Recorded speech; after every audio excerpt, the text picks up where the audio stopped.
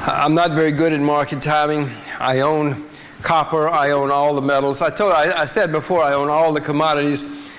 If you know a good copper company and you own shares in a copper company and it's a good one with good management, you will certainly make a lot of money over the next decade. I prefer to own copper itself, but certainly if you can pick the right stocks, you can make money in copper mines as well. Thank you very much. By the way, before I mentioned about agriculture, and I just mentioned about mining, in the United States, I told you how old farmers are in the world. In the United States, very few people study agriculture anymore. There are no young people going into agriculture. In the United States, more people study public relations than study agriculture or mining. So the world's got serious shortages of supply continuing for quite some time because young people are not going into these industries. Who's got the mic? Best way to invest in China, and what's the best way to invest in agriculture? The best way to invest in China, from my point of view, is to buy the currency, the Chinese renminbi.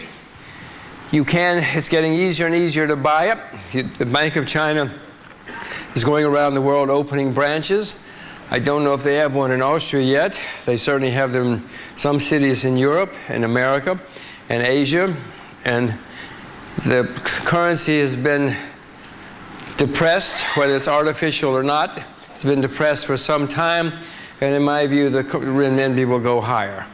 Another way to invest in China, because most people don't understand Chinese companies or Chinese language, but an even better way is to invest in commodities, because the Chinese have to buy commodities. If you have cotton, they have to buy cotton. They will take you to dinner. They will pay for dinner. They will pay their bills on time because the Chinese have to buy cotton. They have to buy nickel. They have to buy oil. So if Asia is going to continue to grow, which I obviously think it is, buying commodities is one of the best ways. The best way to buy agriculture, well, sorry, I don't know what's wrong tonight. You can become a farmer. You can buy a farm. If you buy a farm where it's going to rain, if you buy a good farm, or you can buy agriculture. You can buy stocks that have something to do with agriculture. My way is to buy the RBS Agricultural Index, because that is a basket of agricultural products. And as I explained to you before, I expect agricultural prices to go much higher for the reasons which we've discussed here. That's how I do it. Who's got the mic? What do you think about uranium and the uranium industry in the future? Well, I said before, I'm very optimistic about the situation with energy. Any sources of energy are going to do well. Uranium has been beaten down in recent months because of what happened in Japan, but I do not own uranium at the moment, but I am contemplating buying uranium sometime in the next year or two, because whether we like it or not, we have to have nuclear energy. The world is running out of known supplies of oil. So I will be buying, I guess I will be buying uranium sometime in the next year or two. We're running out of oil, whether we like it or not. So any source of energy, whether it's coal or uranium or whatever, has a bright future. Who's got the mic? Back to the agricultural commodities. Our problem is the overproduction. We pay a lot of money not to produce. Well, that's in Europe. You're right. Our agriculture has been a mess. That's one reason the world it's been so bad. I would suspect that you are going to find that in the next few years. By the way, there may be overproduction in some areas, but agricultural commodity inventories are near historic lows. There has been overproduction. That's one reason That's one reason that That's one reason that agriculture has been so bad for the past many years. Governments have, in Europe especially, and in America, paid farmers to grow, and they grew too much. Prices were down, and so farming has been a terrible business. That's my point. We're running out of farmers. We're running out of everything. We're running out of inventories now. 10 years ago, what you said was probably true. 15 years ago, yes, but not now. Inventories of food everywhere, of agricultural products, are near historic lows. We're running out of farmers. So farm prices have to go much, much higher. The reason farm prices have to go higher, we've got to attract people into agriculture. We've got to attract management. We've got to attract capital. If we don't do something, if farm prices don't go higher, we're not going to have any food at any price. Somebody has to go into the fields and work on the farm to produce food. It doesn't just come out of the sky. So you got to have higher prices so farmers can make a lot of money and get rich to attract labor, capital, and management.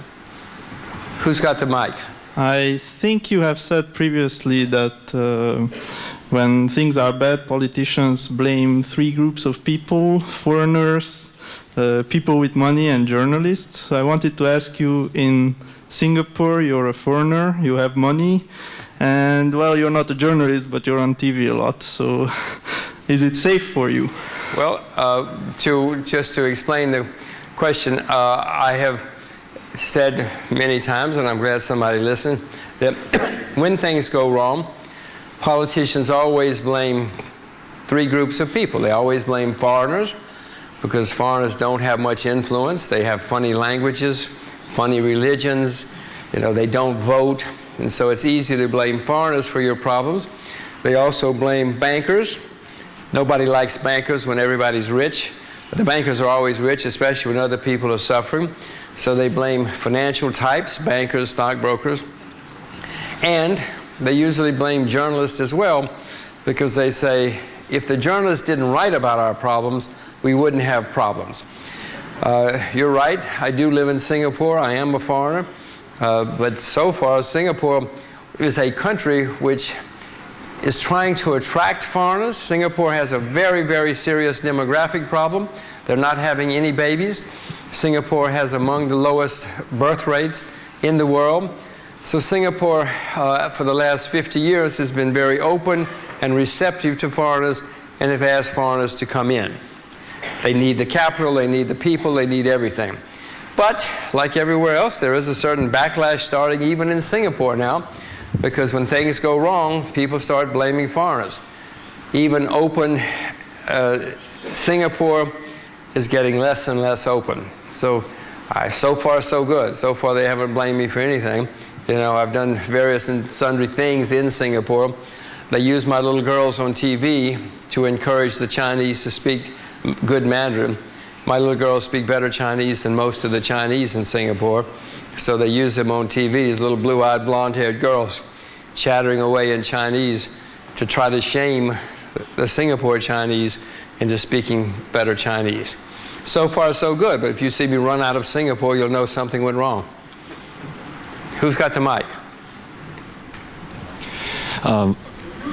Okay, what do you think about... Just one second.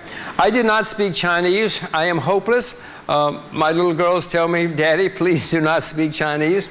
Chinese is a tonal language. You have to hear the tones. I am almost tone deaf. So, Chinese is the kind of language that you could say the same word, but if you use the wrong tone, you could say, I would like a glass of water. But if you use the wrong term, it could be, take off your clothes. So you have to be very careful with Chinese. And since I speak bad, I don't get the tones. I don't try to speak Chinese. It would not be worth the effort. It takes so much effort for me with my bad tones to learn it that I do other things with my time. My children speak perfect Chinese, though. Yes, speak. What do you think about alternative energy like solar power or wind? Well, I'm very optimistic about energy sources again. Yes, wind power, solar power, all alternative energy sources have a good future. Now, wind power and solar power are not competitive in a free and open market. They're not competitive with oil or even coal right now. But the politicians love wind power. They love solar power for many reasons, so they will subsidize it. Eventually, when the price of oil and coal goes high enough, they won't have to subsidize it anymore. So if you can find companies with good management in alternative energy, you'll make a lot of money. But be very careful, because all governments around the world are subsidizing alternate energy, and that attracts a lot of charlatans, a lot of crooks, a lot of fast money types. So be very, very careful. But if you can find the good ones, you're going to make a fortune. Who's got the mic? I can't see you, so you'll just have to. Did I say something wrong?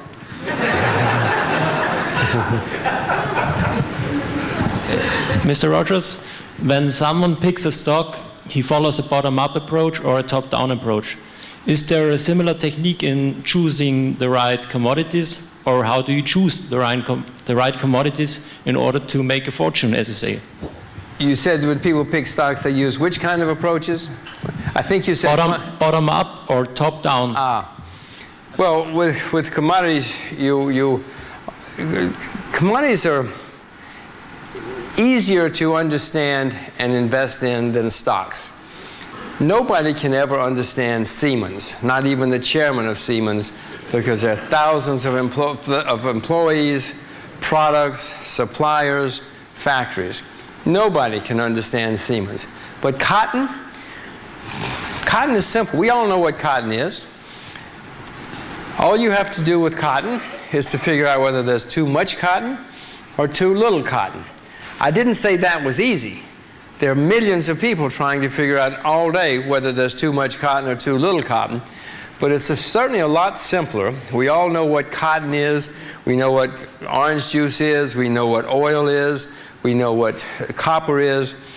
We don't know anything about Toyota or IBM or Siemens. So if you can figure out whether there's too much or too little, that's all you have to do.